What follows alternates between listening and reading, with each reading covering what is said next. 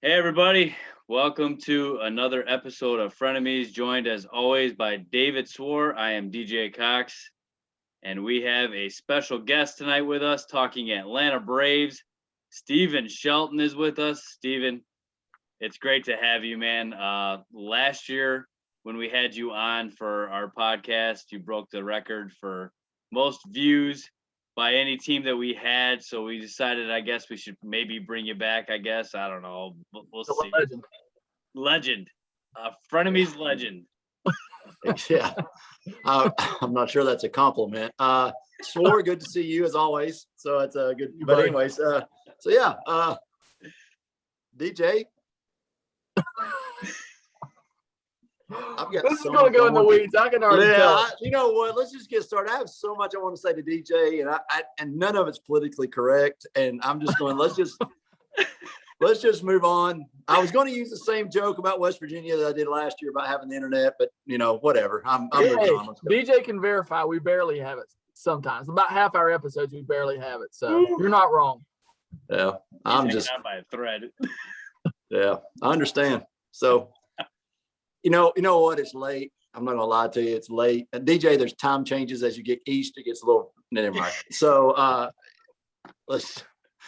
I watched a few of your episodes. I'm not gonna lie to you. I did watch a few. It's time that I'll never get back in my life, but I have watched a few of these, and it really, you guys are doing a pretty good job with this. Appreciate really, it. You got smarter, didn't you? See, I mean. Well, I'm gonna be honest with you. There was a certain former shortstop of ours, Scottie Carter, that you guys had on there, and that was, oh my God! First of all, who let him be a principal of anything? The school board of whatever school he is in should all resign immediately. But he's got a killer mullet, man. The Billy Ray Cyrus mullet. Listen, I will say that Jerry curl mullet he's got rolling is unbelievable. That is fantastic. He said something about his girlfriend taping him when he was batting once. I found just blasphemy because I never knew he had a girlfriend. So that was, I don't know. We're going to make sure Scottie watches at least the first part of this episode. Yeah, I wanted to get Scottie in there really fast because, again, he's got a nice old truck, though. I've seen it on Facebook, and I think it's a pretty cool old truck. But yeah, him being a principal is just it's almost more embarrassing than DJ being a baseball coach. But I regress. Let's go. Well, before we jump into any more baseball, we got to get this out of the way because this is going to be my favorite part of the episode. Is there anybody else we can slam or make fun of real quick? So we can tag them in this. You know what? I could. I saw Joe Friend. He looked like he was in in one of the bunkers that these dudes put on. What's the show that these Doomsday, like the Doomsday bunkers? It looked like Prepper? Joe. Yeah, it looked like Doomsday Prepper. It looked like Joe had buried a school bus underneath his backyard, and he's down there and doing his show. So I have no idea where that dude was at. But like I said, I've watched a few of them.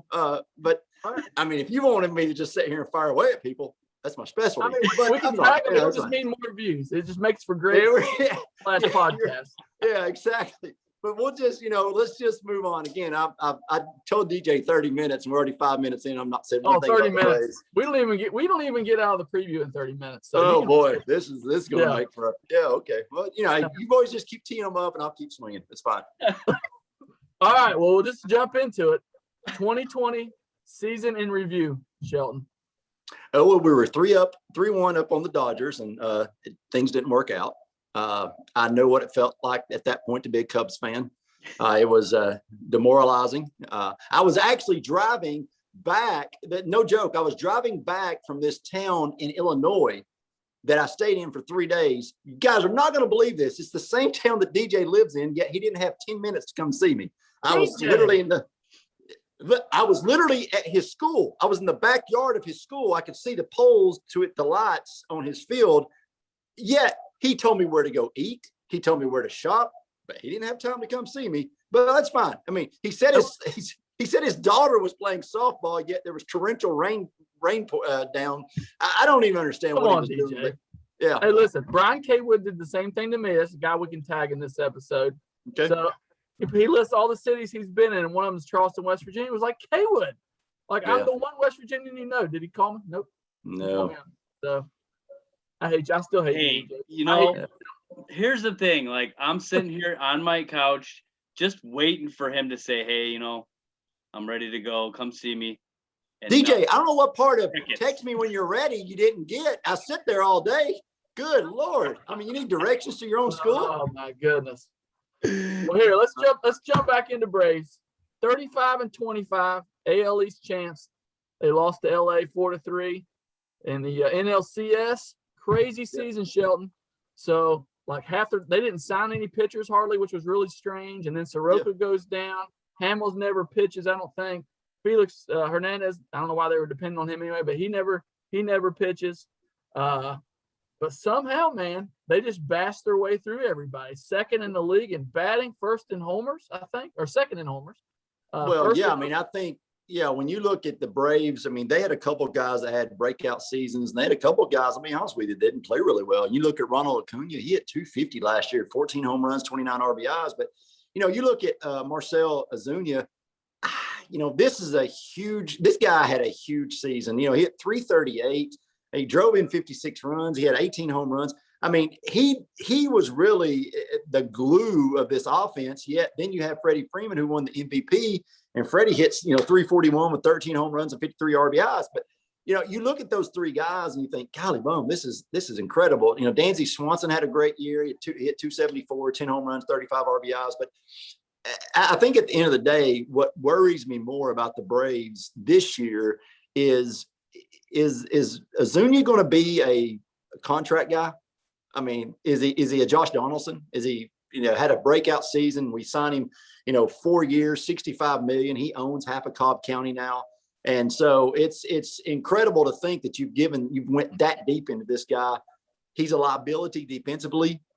So he scares me to death when he's in the outfield, but no doubt he can hit. He was a Braves killer the year before, with the Cardinals. And so I'm a little on edge about him coming back and giving him that kind of money. But at the end of the day, you're right. The Braves bashed their way through because pitching was not very good. Outside of Max Fried, pitching was not very good last year, and they patched it together. It was almost like a rotation with me, you, and Friend in it. I mean, it was really suspect on days, and so. It really, the back end though was good for the Braves, the bullpen until you got to the playoffs. I thought the back end was good, but now it's a question mark. The Braves had 12 saves last year. 11 of those saves are gone now. And so you're going to have to look at what are you going to do with this? I've never been a fan of bullpen by committee, but it looks like we're kind of heading that way. Now you've got Will Smith and you've got Chris Martin. Those guys have been proven closers elsewhere, but for whatever reason, now they're on the same team, and you can only have, I think, it's kind of like quarterbacks. If you have two quarterbacks, you don't have any. And I think if you have two closers, you don't have one. So, but yeah, like I said, it was a great season of baseball in Atlanta. It was exciting.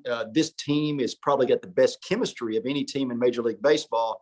Yet, I still think that you look at, as a fan of the Braves, you look at 3-1 and you lose to the Dodgers, who, by the way, them and the Padres, I think, are heads and shoulders above everyone else at this point. Padres, we'll see if they can, the bats can stay hot throughout the season. But, playing 60 to 65 games is a lot different than a full season. And so if there is a Achilles heel this year, you can maybe patchwork your way through 60 games, 162 with a pitching staff that's, put together with duct tape and belling wire.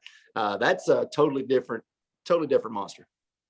So the Braves won a game 29-9 versus the Marlins on September 9th. I couldn't believe it. Yeah, you look ridiculous in that hat, by the way. You look, really ridiculous. You're a Cubs fan. You put on Facebook you're a White Sox fan. Now you got a Nationals hat on. Did you win that at the Carnival? Where have you been? He's conflicted. I wore it for you, buddy. I wore it for you. I know what I'm getting with Swor. He's dedicated. He's a Yankees fan. But you Cox, you're all over the place. You're literally like an Illinois election booth. There's no telling what is in there. It's ridiculous. I really can't even begin to fathom what's going to happen later on in this show when we go over predictions. It's going to be Just a great. Oh, no. Oh, my gosh. This is going to be so much fun. So, Steven, the Braves had a losing record against one team last season, the mighty Baltimore Orioles. They were 1-2 versus. They beat up on the lowly Mets 7-3, 6-4 versus the Nats and Marlins. Christian Pache seems to be a nice little player, made his debut. Travis d'Arnaud with a breakout season last year. Freddie Freeman, and you can make a big case that Marcell Ozuna was the MVP over him, to be honest with you. Oh, absolutely. So offensively was outstanding. Soroka tore the Achilles. Fried and Anderson broke out. I really like both those guys. I was a little shocked by the numbers that the starting pitch in ERA was ranked 28th and 27th in WHIP. That blows my mind that it was that bad. Had the Dodgers on the ropes. The 1914, 1957, and 1995 World Series champion Atlanta Braves came one game away from the World Series last year and just didn't do it. So, Steven, let's transition a little bit here now to the key additions that this team made in the offseason. I will go over the list for you, and I want your overall thoughts and maybe the guy that you think is going to make the biggest difference out of all these guys here. So Jake Lamb came over from the A's. Charlie Morton from the Rays, Drew Smiley from the Giants, Jason Kipnis from the Cubs, Ryan Goins from the White Sox, Philip Ervin from the Cubs, Guillermo Heredia from the Mets, Abraham Almonte from the Padres, Terrence Gore from the Dodgers, and Carl Edwards Jr. From the Mariners. So what do you think of the offseason? I'm going to say, first of all, your Spanish has gotten so much better. I mean, that is, man. I mean, for a guy that I really give a lot of heat to, you did really well with that. I tell you, I think that if you look at this, for me, it's Charlie Morton. Charlie Morton's 37 years old. He signed a 1-year, $15 million deal. He pitched well last year. I mean, he really did. He pitched well for the Rays last year. I think you put him in there with Max Fried. You put him in there with Anderson. Soroka will be back. Smiley's one that's, I don't know. Smiley's just different. Is he going to be a guy that you can depend on every fifth day? Is a guy that we've signed as a, maybe just a replacement until we get Soroka back? I think Kyle Wright in that fifth spot, I don't think he moves. I think he's established himself pretty well down the stretch last year. You've got to, Kipka or whatever his name is from the Cubs. I think he's interesting. I mean, that's a guy that's been a good, solid player. But I think if you're talking about people you've signed, and I know you're talking about free agents, I think the key piece is that is Morton, and I think that Ozuna is the other. I know they're bringing him back, but to re-sign him when he had many more opportunities. I think those two guys, if Charlie Morton has a good year, if he's a solid starter at 37 years old, he had 3.05 ERA. If he can have a 3.05 ERA last year and duplicate that this year, then I think that puts the Braves in a really good position, maybe to compete to win their fourth straight NL East. But again, I've seen the Braves predicted to win it, and I've seen the Braves predicted as low as fourth because this East, there's some good teams in this East. The Marlins are good. The Mets should be good. The Phillies are good. The Braves should be good. So, I mean, this is an East that really, at the end of the day, should be really exciting to watch night in and night out because there is a lot of talent sitting there. David, what did you think of the additions? I agree with Charlie Morton. He's just a professional guy. He's a playoff pitcher. He's dependable, and that's exactly what the Braves needed. I'm with Steven on the Drew Smiley deal. I kind of didn't get that, and I'd like to hear your perspective on that, actually, DJ. They signed him real early. I know he came around kind of last year, but Drew Smiley's never been that great a pitcher, and I can't remember what they gave him, maybe $10 or $12 million. I thought that was a weird signing. What do you think about that? Well, like you said, they got him really fast, and the Braves were one of the teams pretty early in free agency that didn't mess around. They kind of went right after what they needed, and they did address the starting pitching a little bit, which I thought was really good on their end. As far as Smiley goes, I mean, he's a 31, 32-year-old guy. He's about a 500 pitcher with a 4.13 career ERA, so nothing has been outstanding, and in the entire time he's been a starter. I don't really know what they saw in him, but they want him bad. And with Kyle Wright in the fifth spot, I think Steven kind of made a good point that, what is he going to do? Is Smiley going to be, a starter when one of those guys goes down, or is he going to be a long reliever?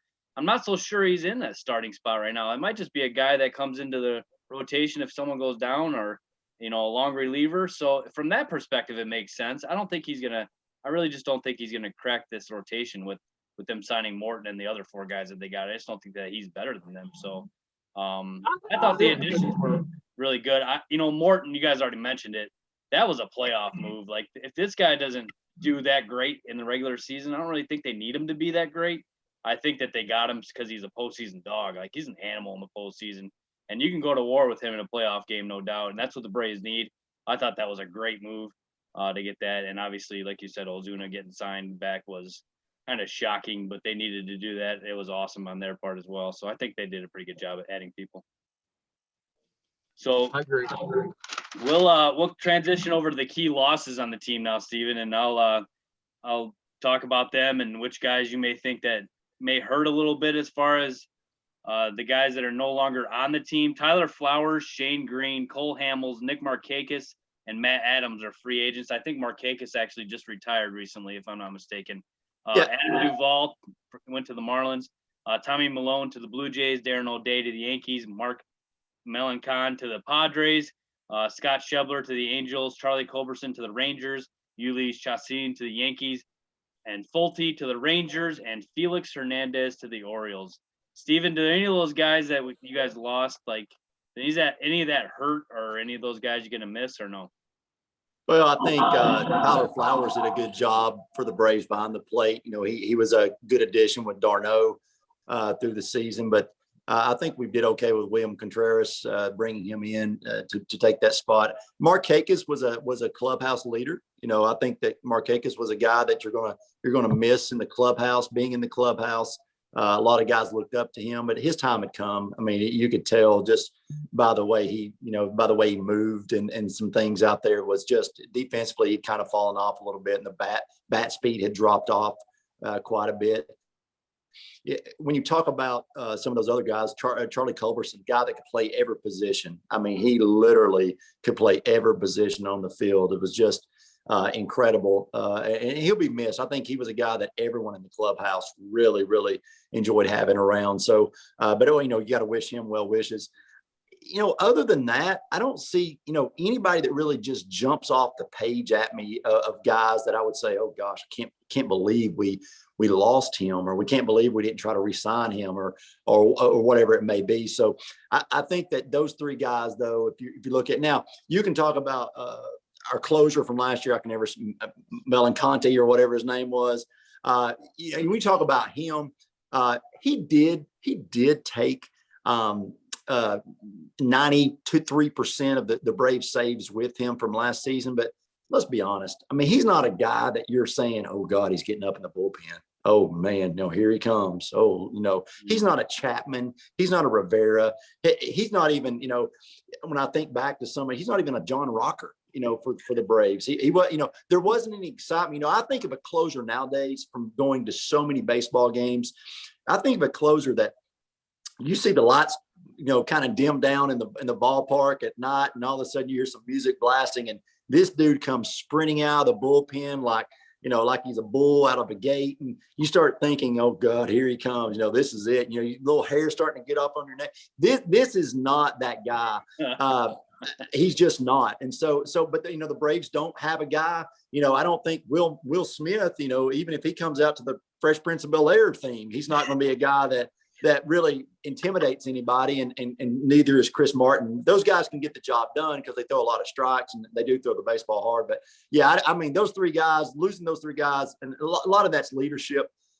Flowers did a great job, as our esteemed colleague and friend and brother from another mother, Brian Howard, was. Flowers did a great job of calling a good game. He just did a great job of that. And that's a lost art, I think, in Major League Baseball, of guys really calling a solid game. And Flowers was one of those guys. So between those 3 guys, I think that's probably your top 3 losses. David, what do you think? I think that Melanson loss is really going to hurt, just to be honest with you. Now, Will Smith, he might be the man again. He was our pick to click there last year, DJ, if you'll remember. Yeah. But they also lost Shane Green, who had a great year last year. I think that's going to hurt. And Darren O'Day, don't forget about him. Now, I know he's more of a righty specialist, and that's kind of becoming a thing of the past because of the 3-batter minimum. He had a 110 ERA last year. You needed a strikeout against a righty man. He was a pretty good guy to bring in. So, and they didn't really replace any of those guys. I guess they're going to rely maybe on the farm system a little bit, some guys that they already had, but they improved their rotation. But I think their bullpen took a significant step backwards.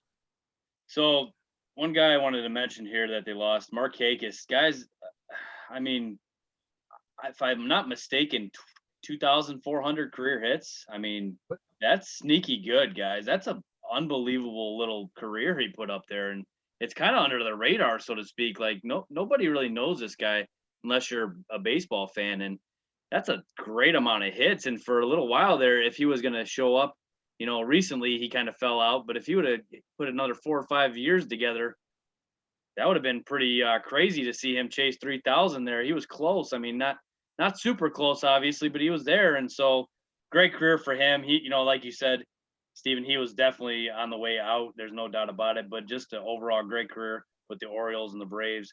And then, yeah, they did lose a lot in that bullpen. Duvall is kind of funny. I heard somebody on MLB radio the other day say he could be a sneaky MVP candidate. I didn't believe that. That was crazy. Well, I mean, look at Duvall's year last year, buddy. I mean, he 14 home runs. I mean, that's going to be tough to replace. I mean, that's a full season, almost 30 bombs, 35 bombs. Duvall's a streaky guy, though. He'll play a series against, say, the Mets and hit 5 home runs in 3 games. Then you play the Marlins the next 3 games and he hits, he's 1 for 17. So that's when he gets hot, though. He's one of the best when he gets hot.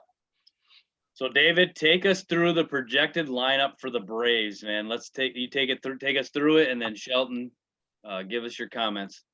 All right, so I'm gonna preface this by saying this is Fangraph's version of this. There's a couple things I disagree with here, but they got Acuna leading off, playing right field. Ozzie Albies batting second, playing shortstop. Freddie Freeman at first.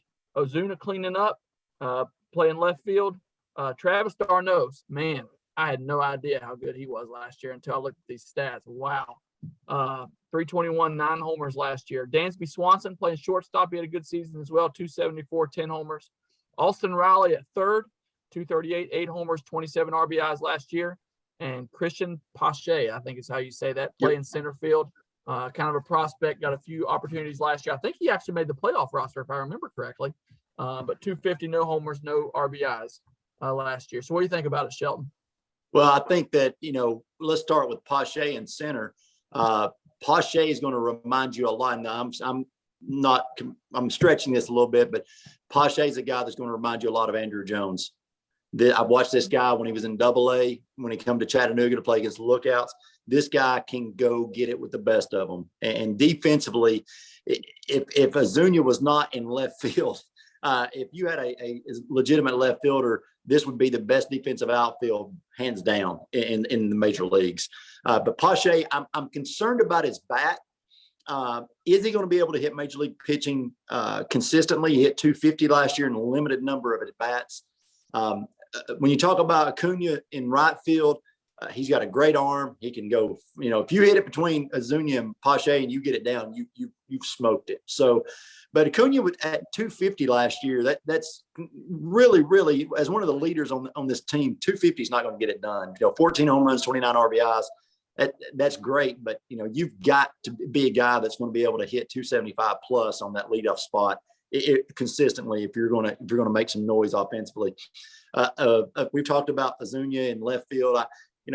For him, can he repeat that? I don't know. I just don't know if he can repeat that year. I hope he can do something close to that. But if you talk about 60 games, you start talking about 18 home runs. I mean, this guy's putting up some crazy numbers. I think Albies at second base, he'll have a bounce back year. 271 last year, 6 home runs, 19 RBIs. That's a guy that, for me, did not really play well. He never did really find that groove. Swanson, I'll be honest, I don't know if he does as well. Swanson had, Chipper Jones was his new batting coach, if you will. He changed a lot. You saw the toe tap that Chipper used to do from the right side for timing. Swanson, 274, 10 home runs. 35 RBIs. But Swanson's one of those guys. Do the Braves re-sign them? Does the Braves roll the dice and say, we've got somebody in the minors that may be better?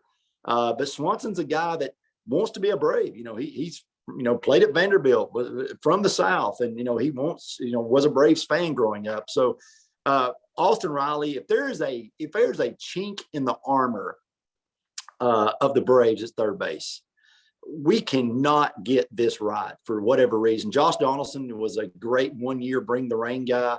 It was fun to watch him, but since Chipper's left, we just haven't been able to figure this third base deal out. And Riley is Riley reminds me of you guys remember Troy Gloss of the Angels. Gloss, he'd hit you 25 home runs, he'd drive in 75 RBIs, and all of a sudden he hit 215, 230. Well, if you look at Austin last year at 239, I think Riley is a Troy Gloss type guy. He's going to put some numbers up, maybe eye popping, but he's not going to be very consistent. It's going to be strikeouts at the wrong time. He hits so many solo home runs. It's just he's that guy. But Freddie at first, what can you say? The best defensive first baseman in Major League Baseball. I'm not going to say the best first baseman, but the best defensive first baseman. There is no one better than this guy defensively. You're right, d'Arnaud, 321, 9 home runs and 34 RBIs. I'll go on this show and say that d'Arnaud will not hit more than 9 home runs this year. I just think that he's a guy that just went on a tear last year. He's not going to hit 321 for the season. He's going to end up with 9 or 10 home runs for the season, playing a full season. Now I think he could probably double his RBI output from 34, 35 to 70, but I think he's about a 10 home run guy, 70 RBIs, and I think he'll hit about 285. I think that's about the top as you're going to get from him. I just think that he's a guy that had a really, really good season last year. He benefited from a short season, as catchers obviously do. So I don't expect as much out of him. But if you look at that lineup and you say, give me a better lineup from start to finish, I think you could say the Braves have one of the top 5 lineups in Major League Baseball. If you're looking at all 8 position players. Yeah, that's what. Go ahead, David. Go ahead.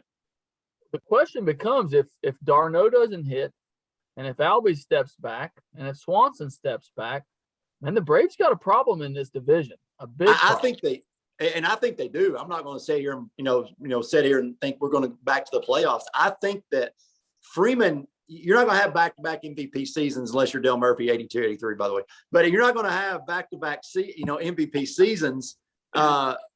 But it's just not going to happen. Freeman's not hitting 341 again. Okay, he's not hitting 341 over 162 games. I think Acuna can have a better year. I think Albies could possibly have a little better year. I think Swanson does take a step back. I think d'Arnaud takes a step back. I think Austin Riley is who he is. I think Azuña takes a step back, but I think Pache could have a better year. Acuna. So I think you could balance some of that out. But at the end of the day, guys, I'm telling you, this Braves team, I think they played above their heads offensively. I don't think they're that good. The Braves are not the Yankees. They're not the Atlanta Bombers. It's just not. And now they've got some guys that are power guys, but most of your guys, Swanson's a doubles hitter. Freddie's a doubles hitter. I mean, if you think about it, he's a guy that hits it in the gap. Acuna, Azuña, and Riley are really the only what I would consider power hitters in this lineup. And so I just think that the Braves, they're going to have to get some breaks. Pitching's going to have to be the thing that kind of holds this together, because I really have the Braves as a wild card team. I don't have them winning this East. So you had mentioned that we talked about the lineup here, obviously. I've heard from different experts here, MVP candidates on this team: Acuna, Freeman, Ozuna. 3 MVP candidates in the lineup. Albies with a big bounce back year. People are really expecting him to step up and be one of the top second basemen in the National League. I agree with that. So, I mean, it's pretty solid. And Pache's got nowhere to go but up offensively, obviously. I mean, I know that was very short time in the regular season, but I like it, man. I really do like this lineup. I think that they, like you said, I think they're a top 5 offensive lineup overall, no doubt, in both leagues. I really believe that. Well, I think that anytime you have Freddie Freeman, Freddie to me is always an MVP candidate. Number one, because defensively he's incredible. He's always going to hit for a good average.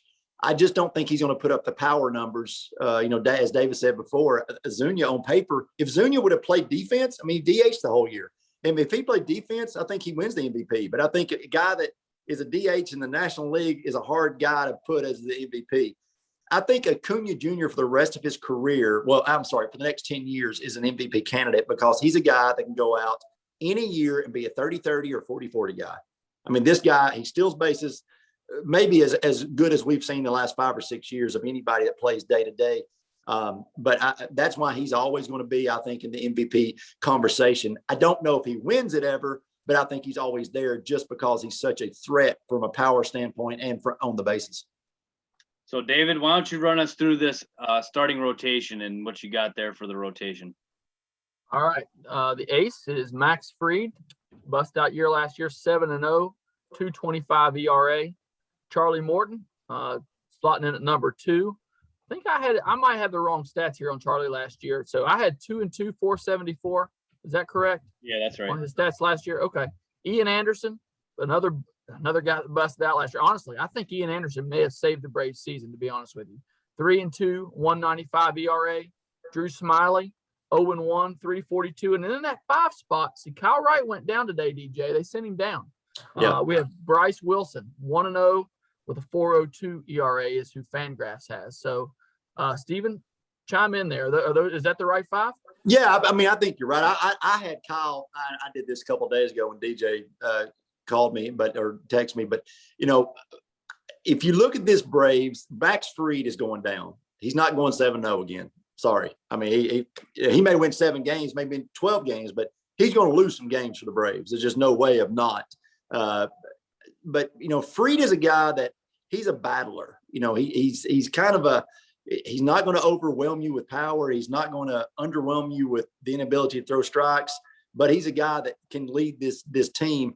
Charlie Morton, at 37 years old, $15 million. But Morton's always been an inning eater. He's going to keep you in the game. He's going to keep it close. He's going to give up, between 2 and 4 runs a game. But you always have a chance. Ian Anderson, I'm going to tell you, people talk about fastballs. Well, there's 2 different types. We all know, well, DJ probably doesn't. We know that there's 2 different types of fastballs. There's a live fastball that moves, and then there's just an old heavy Nolan Ryan fastball that just wants to break your bat. Ian Anderson throws an old heavy bowling ball up there at about 95, 96 miles an hour, and he's looking to shatter your bat. And so I think when you talk about those 3 guys, I always think in Major League Baseball, if you've got 3 really good guys that can eat innings and keep you in games, you've got a chance to make the playoffs. And I think that's what the Braves have right now. Now, I think Soroka, when he gets back, he's a guy that, boy, you want to talk about now making this thing legit with 4 guys. So the question is, Smiley, what does Smiley do now? Does he have a good season? Is he a bust? The good thing for the Braves is they have, even if you get through, to the All-Star game, which is in Atlanta, by the way, if you get to the All-Star game this year, you've got, yes. If you think you're coming to Atlanta and I'm going to do anything for you after my last trip to Chicago, but whatever. So the thing is if you get to the All-Star break, the Braves, the one thing they do have is a farm system that has a lot of assets that if they had to go out, if Morton didn't work out or if Fried went down, they've got enough assets to go out and grab. I'm not talking about a number 1 or number 2, but they've got the assets to go out and grab someone that would maybe solidify the back end of that rotation down the stretch in the second half of the season. So, for me, I think that that it's not as it was last year. The starting rotation is not the big deal for me. I think there's enough quality there that you're going to stay in games. What bothers me though is when we have to make the call to the bullpen. That's when things really, for me, we need AJ Minter, or we need Will Smith, or we need, someone, even Sean Newcomb. We need someone that's going to come in there and really, really hold this thing together on the back end. Because if not, I think we've seen there's a lot of games to be lost once that starting pitcher walks off the mound. Oh, yeah. Soroka, you mentioned as coming back off the Achilles tear there, and man, as a guy who's done both of those, dunking on a 10-foot rim, man, I know his pain. Well, I was not as young as he was, so he will come back a lot better than I did. But that is a terrible injury. He will come back strong. Having that guy join that rotation, though, that makes it 4 legit starters, man. And then we talked about the Cubs the other day. Oh my gosh, 2 legit starters. So you guys have 4 legit starters in this rotation. I think, and the good thing about the Achilles, if you think about, I mean, that's, I know you're pushing, it's pushing off, but the good thing about that is he's not an everyday player. Yeah. Even if it swells a little bit, he can ice it down for a few days, and it has nothing to do with that upper body, the shoulder, the forearm, the elbow, wrist. It doesn't have anything to do with that. So I think it's something that you can really build around, and I think he comes back strong. I really do. I agree 100% with that. So, David, why don't you give us the strengths of this Braves team, and then I'll go to Shelton on this. I mean, it's the lineup, right? Until they prove otherwise, they got one of the best lineups in the league. There's no doubt about it. And so I'm going to believe that Ozuna is going to be close to what he was. I'm going to think Acuna is going to have a better year than he had last year. I still like Albies. I think Dansby Swanson might have kind of found it. So I'm definitely going with that lineup, man. They're going to score some runs for sure. I think d'Arnaud's going to be better than you think. I'm thinking he might be more of a 20-25 homer guy. We'll see. I don't know that he's going to hit 321 again. But, he seems to have found something, and it's been a couple-year thing. So I think that lineup's got to be the strength of the team. What do you think, Shelton? Boys, on the Sandlot, those guys weren't great players, were they? But you know what they did? You know what they did, boys? They had fun together. This Braves team, the core of this Braves team, the success of this Braves team will continue as it was last year, and even years in past. You can take this back to McCann and Chipper's days, is chemistry. This team has the best chemistry. They are fun to watch because they have fun together. You can't even be a reporter. Well, I don't know if we have reporters anymore in the dugouts because of COVID, but you can't have a reporter in the dugout without someone being behind the reporter doing something to them. I mean, this team just has fun. And I think that, as we know, 20 years later, after we can still, we don't even talk to each other hardly, and all of a sudden we fire it up and we're off to the races. And so I just think that when you have good chemistry, when you got guys that like each other and love each other, I think of JP, all the days me, you, and JP spent out in center field, and me and left making fun of you guys, and I just think chemistry is such an important thing in baseball because the season is so long and you travel so much, and you guys are with your teammates more than you are your whole family.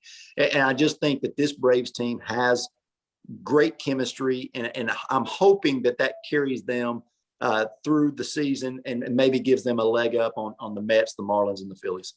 Nice. I like that. That's really good. I love the lineup. I think it's really good. Swanson really kind of stepped up last year and played like the number 1 pick, like he's supposed to. He was finally there for him. Like I said, you got 3 MVP candidates in this lineup. It's legit. 2 of those guys could have won it, and you couldn't argue either one of them, really, to be honest with you. And Acuna, like you said, he can be an MVP candidate for the next 10 years. So it's definitely that. d'Arnaud rakes. I still think he can hit 20-25 homers too, but I think his batting average, no doubt, is going to go below 300. But I think he'll hit a little more homers than he did last year. So what do you think weaknesses, David? What do you got on the weaknesses on this team? I think it's that bullpen. And if I was a Braves fan, I would be super worried about that bullpen. Again, they lost Melanson, Green, O'Day, and they're looking to replace that with, Smith, Will Smith, Chris Martin, possibly AJ Minter, Josh Tomlins, I guess, is in that mix. And so really this is all going to ride, in my opinion, on Brian Snitker. He's going to have to mix and match. And I want to hear Steven's thoughts on this. So we have some former teammates who are hating on Brian Snitker pretty bad. Every move he makes, and it's the thumbs down. But hey, he's brought him to the playoffs now at least a couple times in a row, right? So well, he's been to the playoff. Yeah, I mean, if you look at Brian Snitker, and Snitker's not a guy that you say, "Oh boy, I'm glad he's my manager." He's not a Joe Torre. He's not he's not even a Joe Girardi. He's not a guy that came home to coach. He's not a Bobby Cox. I think what you find is a lot of times is when you have someone as legendary as Bobby Cox, it doesn't matter.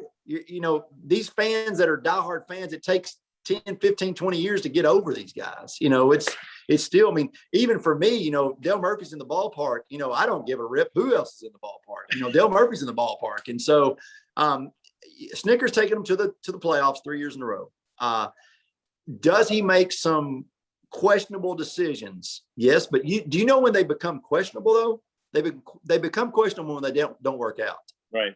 I remember Bobby Cox bringing Charlie Leibrandt in against the Twins and Kirby Puckett hitting a home run. Charlie Leibrandt, I can still throw it harder than Charlie Leibrandt, and I'm not even sure I can pick my arm up. And so that's to you just talk about the managers, and even the year that the Braves won the World Series over the Indians, there weren't great pitching changes made. They were just better. And sometimes, when you bring a guy in, he's facing a guy that's just better, and that's all there is to it. And so I think Snick does a good job because he allows these guys to play the game. He allows them to have fun.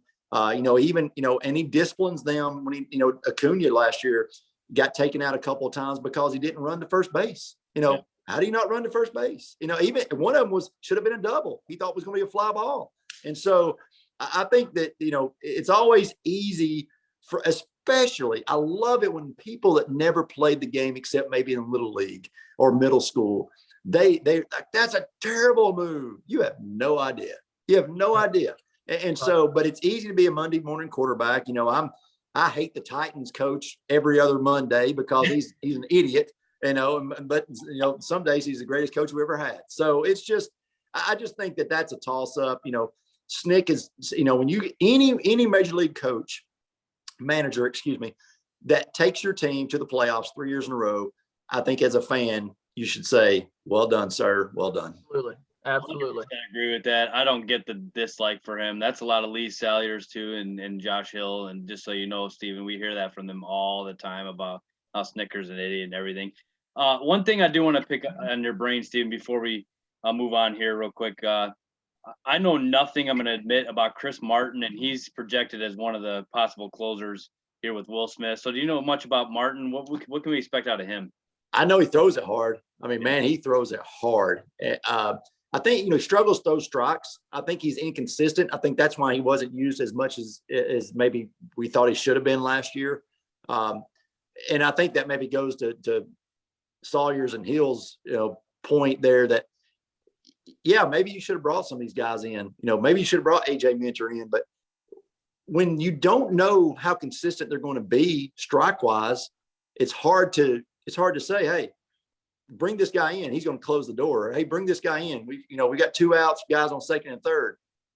You don't know if he's going to walk 2 straight. And so I think inconsistency. That's why I think at the end of the day, Will Smith, if he can just recapture a little bit of the glory that he had with the Giants a few years ago, boy, I mean, he could be a big answer to prayer there for Braves country. So, but yeah, I mean, I agree with Swor though, that this back end of this Braves pitching staff is the most troublesome things that I can imagine going wrong in 2021.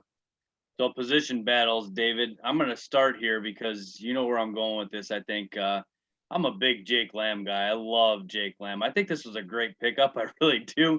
I know Jake Lamb has struggled recently. I really get it. But let's think about this, guys. And, his last full season he had in 2017, he was 30 and 105. That's solid. I mean, that's a long time ago. Don't get me wrong. But he's had 91 ribbies the year before, 29 bombs. So at 2016 and 2017, he had it. He's still very young. I know that's a long time ago. But you can catch lightning in a bottle with him. I really don't think he's done. I don't know what's been going on the last 2 or 3 years with him. But if he comes back to anything close to what he was doing there with the A's for a little while, you got yourself a little batter with Riley. That's the one guy in this lineup that I'm not too sure of. I think he's a good player. I think he had a really good year last year. I didn't really like the batting average very much. But the RBIs I really did like. 27 ribbies from his third baseman in a 60-game season is pretty solid. So I think he did produce, but I don't know. I think you talked about it a little bit earlier too, Shelton, that he's maybe, we'll see what we get with him. He's the one guy in that lineup that worries me a little bit. Other than that, I think it's a really solid lineup. So David, what do you think, buddy? Yeah, I went with the 5th starter. As I was researching this, they were saying between Kyle Wright and Bryce Wilson. To be honest with you, I don't know that much about Bryce Wilson, so maybe Steven could interject there a little bit. But I think it's going to be important. And like you were saying, maybe they don't use Drew Smiley as a starter. I don't know. So the back end of that rotation, there's definitely going to be several guys there battling for a spot. Well, I agree. I'm about to do something I never thought I would ever do, and that's agree with DJ. Austin Riley, if Lamb, I'm going to tell you, if you told me Austin Riley was going to hit 15 home runs and drive in 75 this year, but he was going to hit 230, 240, but you told me Lamb was going to hit 275 with 10 home runs and 50 RBIs, give me Lamb because he's better defensively. Riley is not a born and bred third baseman. He's not. Lamb is more athletic. And I agree with DJ. Lamb's one of those guys that, and the Braves they're notorious for this. And the Yankees have been in the past as well. The Cubs, not so much. But you remember when the Cubs, they signed a guy by the name of Andre Dawson. Andre didn't even have a salary. There was nothing really there. His first year with the Cubs, just pay me what you want to pay me. Yep. And then goes on, he's going to win the MVP. And he goes from a guy with 2 bad knees to the man. I mean, literally the man, and really took care of the Cubs in right field for years. And so I'm not saying Lamb's Andre Dawson, but what I'm saying is sometimes these teams, being in a new place, being a new atmosphere is all they need. And they just really take off. And I think DJ's right. Lamb could be that guy for the Braves. And Lamb's a guy that you could plug in because of his youth. You could plug in at third base if he has a good year for 2 or 3 years for Atlanta to go along with all the youth they have on this field. That's a good point. So, yeah, I'm going to jump into the prospects now to take a look at here for this coming season or for in the years in the future here. And you know where I'm going with this already. Shelton already mentioned him once. The brother of Cubs stud Wilson is William Contreras. Backup catcher this year. Looks like he's going to get that spot, Shelton. I got another guy here too, Alex Jackson. I don't know anything about, but I think he's battling a little bit with William Contreras. I think Contreras is better of the two. Made his debut in 2020 with the Braves. He's 6 foot, 185, righty, 23 years old. I know he only played in 4 games in 2020, but he had 4 hits and 10 plate appearances. So his slash line looked really good, 1 RBI. Baseball Reference predicts he'll have 214 plate appearances this year. I don't know if that's possible. That's a lot with the Darno there. I don't know how they're going to get him that with no DH. That's a little bit of a reach, I believe, but he's on a good track here. A lot of guys are saying he's the catcher of the future for these guys, and he very well could be. So I'm kind of interested when we get to you, Shelton. What do you think about Contreras?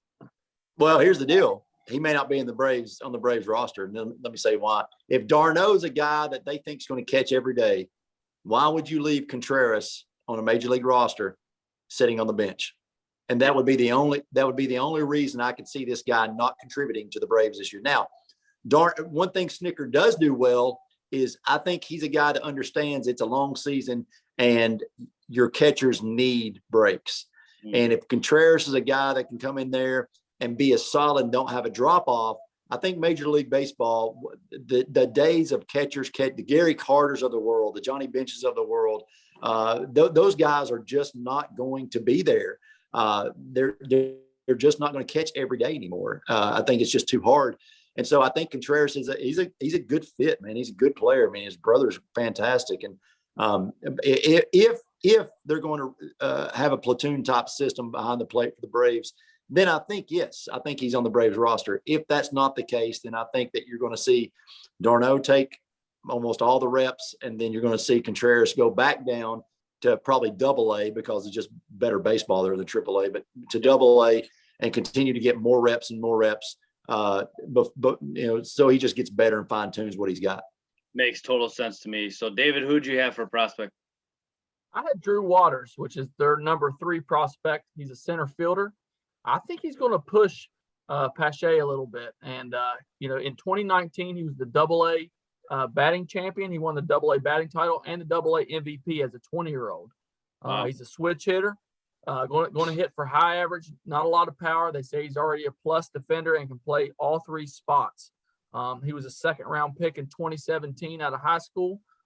He's from Georgia, so I'm probably a Braves fan, I'm assuming. So I would watch out for Drew Waters, man. He sounds like somebody again that could find his way in that outfield mix if Pache, doesn't get off to a good start. And here's the problem with being a prospect in the Braves system right now, non-pitching prospect, I should say, is where are you going to play? Yeah. You're not going to play first. You're not going to play second. You might have a shot if they don't re-sign Swanson to play short in a year. You got a chance to play third if Riley and Lamb both fall on their face. You're not playing right field for another 5 or 6, 7 years. We got him sewed up. Acuna sewed up for a while. Pache, yes, we don't know. I know defensively, there's no way this kid's better than Pache. I mean, this guy's ungodly in the outfield. But Acuna, let's talk about Acuna, though. Azuna's a guy that if he doesn't deliver, it's not like you're leaving him in there for his glove. So if he's a guy that just falls straight on his face, do the Braves eat some of that contract, trade him to the American League as a DH, which is what he should be, is a DH. And now all of a sudden you're right. He's got the kid's got a chance to come up and join, 2 really good defensive outfielders. So, but yeah, if you're a first baseman in the Braves organization, you're begging for a trade. If you're a second baseman, you're begging because they've signed Albies, they've signed Freeman, they've signed Acuna. You got some of these guys locked up for years, and if you're sitting in that minors, you're sitting there going, I'm never going to get the call, never. So I think that's a bad place to play. I got a trade scenario for both of you guys. There's a team in the NL Central who has a good third baseman. Amen. No better than third. Where's no better than third in that division. Mute button. Amen. And if I were the Cubs at this point, no. If you're the Cubs, let me ask you. So DJ, if you're the general manager of the Cubs, which you might as well be, they're terrible. But if you're the general manager of the Cubs, and I call you and I've got a pitching prospect and the kid that Swor just talked about, and I said, hey, I've got these 2 kids and I got a first-round draft pick this year, unconditional, and you send me your third baseman. What are you doing? Well, if you send me that, I'm thinking about it because some of these trades that have been happening recently are just one-sided. It's been unbelievable. So I'll take that if the Cubs are out of it, and then I'll sign Rizzo and Baez and let him go and take those prospects. So that makes sense to me. It really does. I need to give you a little tip right here, okay? Find the episode when the Cubs traded Darvish. DJ cried like a baby. I would guarantee it. He could not understand how they didn't get the pot, and he's still whining about it. So, anyway, if they ever trade Chris Bryant, I want to be at DJ's house when it happens. It'll be the best day of my life. You'll have to go to his house to see him if you go to that town because he's not coming out of it. Yeah, he's not going to come see you, is he? Yeah, he's not coming to see you. You can go to his field and look at it. He's not coming over to look at you. And he's like, no, I'll call you later. I got something else to do here. Yeah. My God, it's unbelievable. He's even saying, hey, go down to the barbecue place. It's like 2 seconds from my house. You'll love it. Yeah, okay. That's fine. Yes. That's awesome. Oh, wow. So, Shelton, did you have any other prospects that you had listed? No, I tell you, I'm a guy that, I keep up with the prospect. Minor league, really didn't even happen, So for me, the Braves right now, Pache's a guy that I've kept my radar on for a while. And some of these pitchers that are now finally up, like Anderson and Soroka. And so for me, it's been more, pitching prospects, but and that they've got 2 or 3 down there, but they're not ready as of yet. So for me, it's been, just keeping up with just the few that I thought would have, like Contreras, that I thought would be able to deliver and maybe contribute the next 2 or 3 years. Sounds good. So favorite memory. I'm going to go first on this one, and I can't wait for Shelton's on this one. Favorite all-time memory the Braves have given you. Mine is Hank Aaron breaking Babe Ruth's home run record. I think that is definitely it. But I'm going to give you an honorable mention here, guys. It's them dropping Game 5. It's them dropping Game 6. And it's them dropping Game 7 to the Dodgers in 2020 to miss their chance. Oh, God. Going to the World Series. Yeah. So, David, what's your memory, buddy? Listen, growing up, I've mentioned this on this show before. When you're in West Virginia, you had 2 options for baseball on TV. 2. Same thing in Tennessee, baby. 2 options. Okay. That was the Cubs on WGN, which is generally a daytime game, and you had TBS with the Braves. And so my sister was a monster Braves fan. So I had to hate them by default. but secretly I was pulling for them when they had Smoltz, Maddox, Glavin, Steve Avery, those guys. I love to watch Craig Maddox paint corners. I love Smoltz and the gamer that he was. And so those years, I would have been like 13, 14, 15. I was 15 when they won the World Series. Secretly rooting for them, even though I didn't want to. But those were some good memories. Those summer nights watching some TBS. Shelton, Yeah, what I do you mean, got, I'll buddy? be. Yeah, I mean, I'll tell you, I grew up as a 100% Braves fan, but Cubs were always my second favorite team just because, I mean, I spent every summer watching the Cubs at, midday, 12:05, 12:15, and then sometimes 1:15, I guess. And I guess it was 1:15. It's Eastern. So, and then watching 7:05, baby, Atlanta Braves baseball, TBS. Oh, yeah. And so you had the best of both worlds. I think back then you started looking at East Coast baseball television or radio guys. You think of Harry Carey, legendary. Harry Carey and Steve Stone. Harry would tell you that it was a deep fly ball, and Steve would tell you the second baseman caught it. And so, and for the Braves, Pete Van Wieren, you got Van Wieren and Carey and Harry's son and Ernie Carey. And so you had all these guys that just brought life to the game. And so that to me was one of the memories. But I tell you, I've got so many Braves memories, and I'll try to make this short. One was the Braves were playing the Pirates, and it's when the Pirates were really good. And Otis Nixon was playing center field. And this is one of the games that he wasn't high on cocaine. He was out in center field. and so my dad had dropped me and my neighbor off to watch the Braves. And I was probably 8 or 9, maybe 10. And Otis Nixon he climbs the wall in center field to help win the game. And I'm having to watch it through a limousine window outside the stadium because my dad had told us that he was on his way to pick us up and we couldn't stay any longer. I filed for immediate temporary custody to my grandmother with the courts because I was so mad but I always say I was at that game. Every time they show that highlight, I said I was at that game. Technically, I was, just not at that point. And so, but I tell you, those runs with Smoltz, Glavin, Maddox, those unbelievable runs, guys. I'm telling you, just so blessed to be able to watch that era.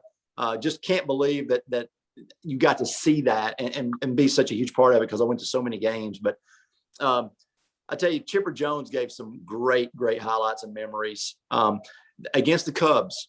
I think it was opening day, and the Cubs had a pitcher. Last name started with a Z. Zambrano. Yep, Zambrano threw one behind Chipper. Okay, threw one behind Chipper. The next pitch, Chipper hits about 400 feet to right center field. I swear, I thought that stadium was going to crumble. It was so loud. I mean, it was unbelievable how loud it was. But I don't know why that sticks out in such a huge memory. Just Chipper hitting a home run off Roger Clemens when he was with the Astros in the ALCS. That was a huge memory. But one of the other ones is John Smoltz, the year he became a closer. He was, you couldn't see in the Braves bullpen. This was at Turner Field. You really couldn't see who was getting loose from our angle. And back then it didn't show everything like they do now. And the ninth comes out, and I think Maddox is still pitching. Is Maddox or Glavin? And they get in a little bit of trouble. And all of a sudden these sirens start going off and the door swings open and Smoltz comes out of nowhere. And that place, buddy, if COVID has stolen something from us, it's sports. And I know they're still being played, but to be there with 30 or 40 or 50,000 fans in Major League Baseball and to see your favorite player come out behind that bullpen and Smoltz and that place just absolutely, yeah. I mean, you would have thought a god had just walked out because everybody just lost it. But those are just some times that really just stick with me. Oh yeah. That's awesome, man. Very good to hear. I will keep that 15-second clip where you said the Cubs are your second favorite team into my phone for the rest of my life and play that over and over and over again. That is fantastic. I will never ever. We have internet evidence who your second favorite team is, DJ. So don't worry. Yeah, we do. Well, I've got screenshots. I took them. Same here. Wow. So the stadiums, guys. Fulton County Stadium. Now I've never been to. Turner Field. I've been with you both. Yes. Wasn't a huge fan of that one. I'd love to go into the varsity after games for burgers. Probably had a lot of hairs in those burgers. Pretty nasty place to eat. But yeah. And then the new one, which is Truist Park. Yeah, I was gonna say Trust, but it's Truist. I don't even know what that means. But Truist Park, I guess, is pretty sweet. I haven't been. Look forward to going down there to Shelton if he makes up with me and the next time I'm around him actually wants to see me. You should be making up with me, you idiot. I mean, what the heck? I came to your backyard. You didn't even come out to play. I mean, my God. I mean, geez, Pete, you send an Uber next time to pick you up? Backyard. He was literally in my backyard. I was in your backyard. I know. I mean, what were you doing? I'm telling him what hotel I'm at. I mean, we're right there. We're right. He's like, man, you're right behind my field. I'm like, no crap. Can we? I mean, maybe see you first time in 15 years since Destin or Panama City or wherever we went. I can't remember. Oh yeah. 24. So, what were you doing, DJ? I gotta know this story. I haven't heard. Of course, I haven't heard this. What were you doing? Well, Lindsay's games had just got done. They got rained out. So Shelton 3 days. Let's talk about 3 days. I was there 3 days, Swor. 3 days. I knew I'd get the real story, Steve. Yeah. I knew I wasn't gonna get it from DJ. No. Oh man. Nicole kept telling me, she's like, aren't you gonna go hang out with Shelton? I'm like, he's not calling me. Like, what does he do? Is he still at Oh my gosh. I'll get my phone records. Next year, I'm showing my phone records when we do this. All right. I'm showing my phone. I'm already looking forward to it. To be continued on this. So David, in the stadiums, what have you been to? What do you think? Just Turner Field. I wasn't that impressed. I never thought it was much, to be honest with you. The new field looks really, really nice, though. Looking forward. I'll definitely be making that trip at some point. Shelton, what do you? Well, I've been to all of them multiple times, a lot of times. Now, remember, Atlanta Fulton County Stadium was a multi-purpose stadium, just like Three Rivers Stadium, just like a lot of stadiums back then. It was just the old circle. I think Riverfront was the same way. Three Rivers, same way. They're all built identical. They were for football and for baseball. It was nothing to write home about. It was awful. Turner Field, remember, it was the Olympics. It was for the Olympics. They converted that into a baseball. They converted that into a baseball stadium because they were having to tear down Atlanta Fulton County Stadium because they had no parking. So when they built Turner Field, they built that right on the backside of home plate or first baseline of the old Atlanta Fulton County Stadium. So when they built that, zero parking. So Atlanta Fulton County Stadium gets demolished. They put a parking lot there. Still to this day, it's where they have the fence, part of the fence up in the parking lot and show you where Hank Aaron broke Babe Ruth's record. It's really cool there. Truist Park. Fellas, I've been to every Major League Baseball stadium except for 7. And I've got 7 left on my list. And I can tell you Truist Park is a really nice place to be. It has a thing called the battery. And DJ, the battery means pitcher and catcher. That's called the battery in baseball. And so, but they have they have restaurants, they have a movie theater, they have shopping. It's unbelievable all they have to do. And what they've really stolen is an updated version of everything to do around Wrigley Field. And they'll tell you that it was, let's make this almost like a small little baseball city inside a city. And so, as great as Wrigley Field is, all the things to do around Wrigley Field, that's what they've kind of redone, except it's more enclosed by itself. And once you're there, you're there. So Truist Field will remind you a little bit of Baltimore with all the brick. Truist Field will remind you a little bit of Minnesota, the way it's laid out. But it is a smaller ballpark, much smaller ballpark than Turner Field. It is made for baseball. It is very nice, great place to watch a game, not a bad seat in the house. It is well worth the visit. And Swor, if you ever come down, I'll be glad to take you over there. I'm here, buddy. Hey, to my defense, listen. We're not talking about it. We've already heard the We went to together in 14. I guarantee you, since 14, You came here and we went to a Cubs game together. I know that for a fact. So. Whoa. Okay. Yeah. Hello. I mean, it took me taking you to a Cubs game. I mean, what more do you want me to do?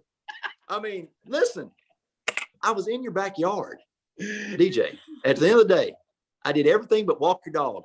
All right. And you still didn't come out of the house. That's just the truth. All right. Low blow, DJ. Oh my goodness. All right. It is trivia time. And this is for both of you. And this is going to be funny because I don't think you're going to get. Hurry. It's late. You're going to have to hurry. Top 10 all-time leaders in career hits for the Braves. This is the Braves going back to the 1800s. So the Braves top 10 leaders in career hits. Go, both of you. Barry Pendleton. Nope. You want me to give me a list? No. You want a list? Is that what you're asking for? Yep, top 10. I won't give you. They're not in order. Chipper Jones. Chipper Jones, number 2. Yep. Yep. Hank Aaron. Number 1. Del Murphy will be on that list. Overrated, number 6. Okay, well, it's not overrated if he's on the list. Thank you, but thanks for playing. I'm going to go, a sneaky one, Brian McCann. Did he make the list? Ooh, he was close, but no. Oh, wow. He didn't make the list? Nope. Man, oh, man. Oh, boy. Javi Lopez make the list? Ooh, another one that was close but did not make it. Easy. What'd you say, Dan? Andrew Jones. Andrew Jones is number 8, yes.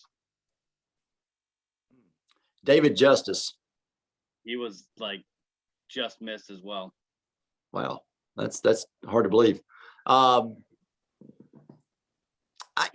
There's some guys from the 80s. I don't think they had enough hits combined to probably get on the list, but if I go around, I'll give you one clue, Shelton. I'll give you one clue because no, not Bob Horner. So one guy's a Hall of Famer that you might be able to get from the olden days. Eddie Matthews. You got that right, buddy. And then the rest of them, played in 1800 up to 1935. Okay, well, I'm not getting any of those. Get out of here. Yeah. Get out of here, DJ. Yeah. How about Rabbit Moranville? He's a Hall of Famer, Shelton. Come on, buddy. His name was Rabbit. When you have a name Never Rabbit, heard of him. You know what? So I'm gonna tell you something. Let me tell you what I think about the Hall of Fame. It's no longer it lost its legitimacy when they put Harold Baines in the Hall of Fame. I agree. If Harold Baines wait a minute. DJ, you can't agree. I do not like. You think I want Harold Baines in the Hall of Fame? Or you were stumping for him when we had our show last time. No, not Harold Baines. Tim We'll Raines. take somebody. Tim Raines is a Hall of Famer, not Harold Baines. Tim Raines is not a Hall of Famer. Yes, he is. Andrew Jones is a Hall of Famer. Andrew Jones is not. If Andrew Jones would have hit for 2 or 3 more years, he would have been a Hall of Famer. But hey, Ozzie Smith didn't hit for any years, and he got in the Hall of Fame. All Ozzie Smith did was jump around and flip up in the air and do exactly. Listen, if that gets you in the Hall of Fame, then Jay Petey's been put in the Hall of Fame. That's all he did too, was run around and jump and flip around. He can do a pretty good flip too. There's no doubt about that. BJ wants everybody in the Hall of Fame except for famous people. He'd rather keep them out. That's right. Don't even get me started. David, what's your trivia question? I'm embarrassed that I'm not even going to ask Shelton because he knows the answer for sure. Del Murphy, he made his first major league appearance at what position? Oh, good grief. Come on, DJ. First Shelton base? knows it, don't you, Shelton? No, Murphy broke in as a catcher. And so, but I get, since we're on Murphy, now, boys, I got to go. I got to get in about 3 hours. So Murphy broke in as a catcher, and he kept throwing the ball into center field and couldn't do it. So they moved him to first base. Well, wasn't very good there either because he couldn't catch it. So they moved him to center field, and he became the only, outside of Barry Bonds, who cheated, he became the only 2-time MVP not to be inducted into the Hall of Fame.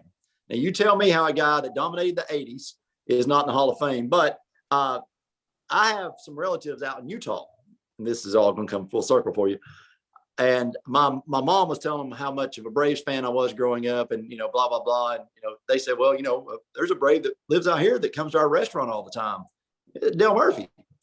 So, boys, I'm flying out to Utah to have dinner with Dale Murphy and at my family's restaurant out there. And you know what, DJ? No, stop. No, whatever you got to say, it's not worth hearing right now. Swor, I'm going to get you an autographed baseball. I'm going to mail it to you. Hey, I'm in, buddy. Sign me up. But Murphy, Nolan Ryan was quoted in 1985. It said, "I would rather face Babe Ruth than Dale Murphy." Wow. And how is that guy? Now listen, his knees went out, got it. But he did this. You look at his stats, and then I want you to look at the lineup that was around him. No one had to pitch to him to beat the Braves. Yet he still won 2 back-to-back MVPs. Yet he still hit over 300 multiple years. Yet he still led the league in home runs and RBIs. Yet he didn't have anybody on base in front of him because the Braves were horrendous. You tell me how that guy, who because of his loyalty to the Braves, how does that cost him being in the Hall of Fame when you let people like Harold Baines in, whose numbers are not even as good as Dale Murphy's? I agree with you. I agree. No argument here. Baines too. I totally agree with that. I don't know. I don't think you care, but I agree with that. All right, so we're about done here. So predicted finish. All right, I got to go second on this one. David, what do you got?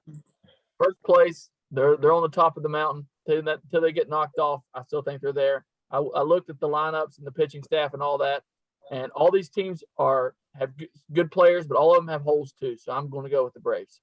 First place. I'm going to go Braves first place. I'm going to go Braves World Series champions. I really believe it. This is my pick to win it all.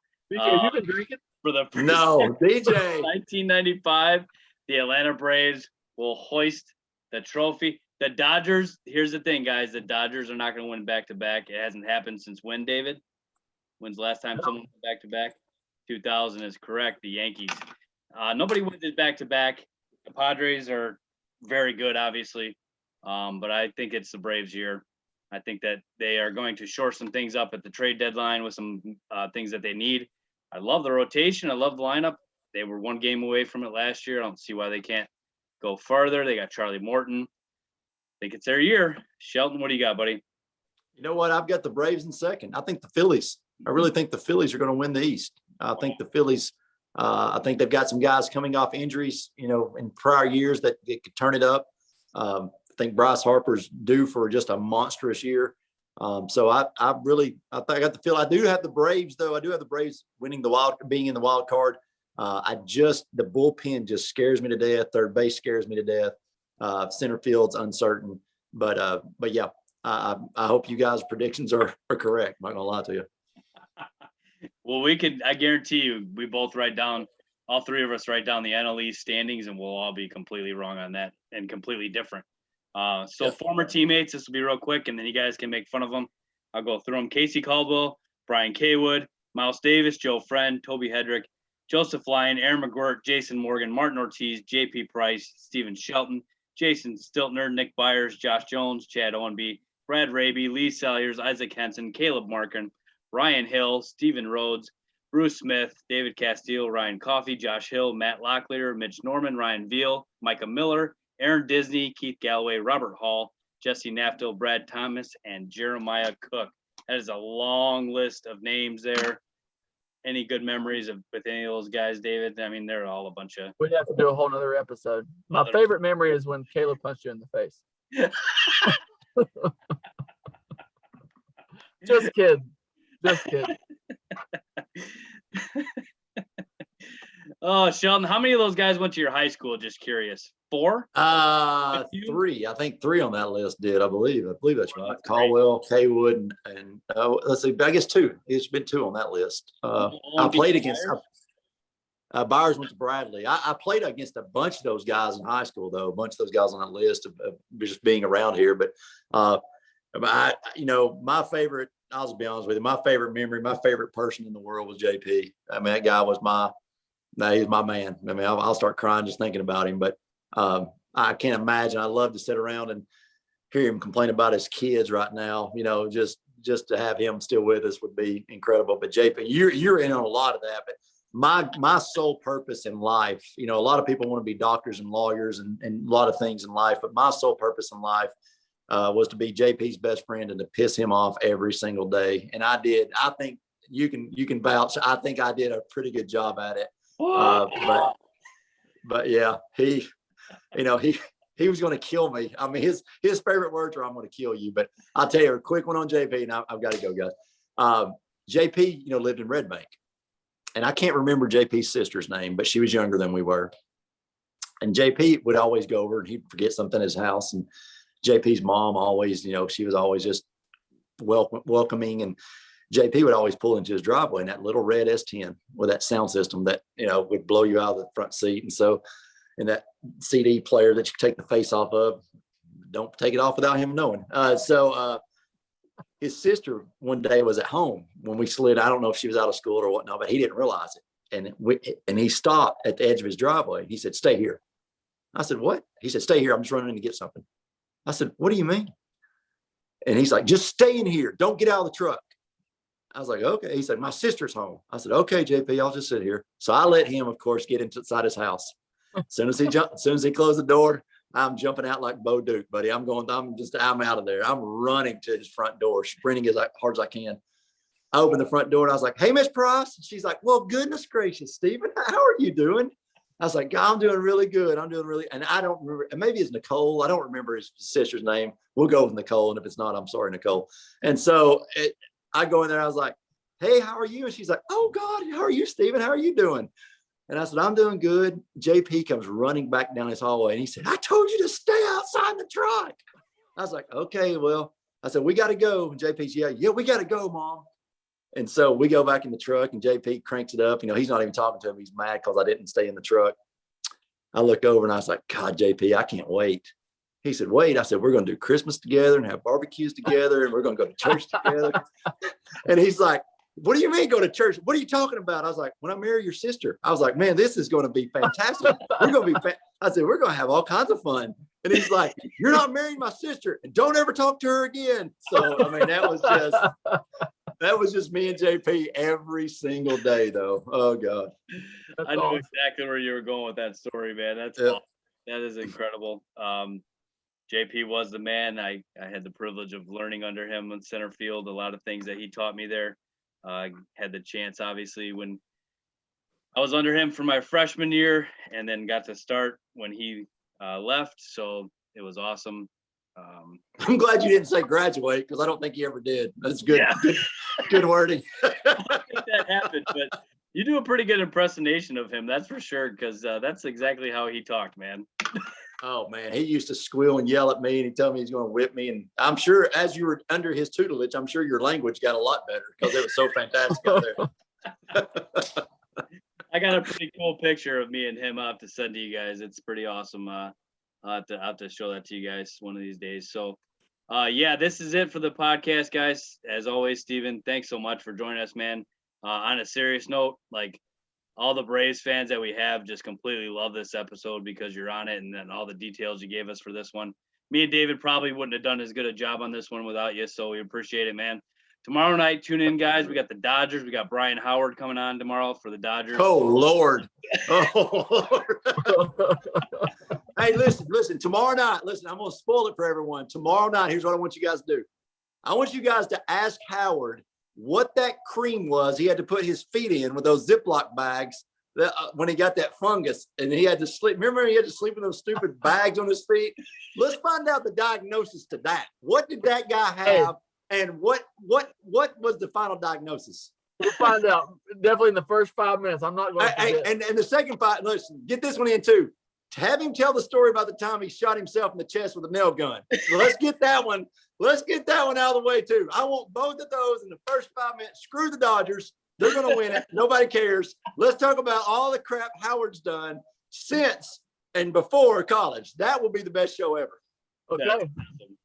Hey, DJ, I need you to cut Shelton asking that question and have him ask it to Howard tomorrow. Yeah. That would be awesome. Yep. That's a good idea, actually. I'm gonna record it and play Shelton given that part there. That's a great idea. We'll find a way to do that. All right, guys. I appreciate it. Yep. Thanks a lot, Steven, for joining us. Braves fans, I think you got something great coming this year. Apparently, the other two don't believe me, but that's okay. We'll see if great things happen this year in Atlanta. The All-Star game's coming this year and maybe a World Series title. So we'll see. All right. Good night, everybody. Have a great night.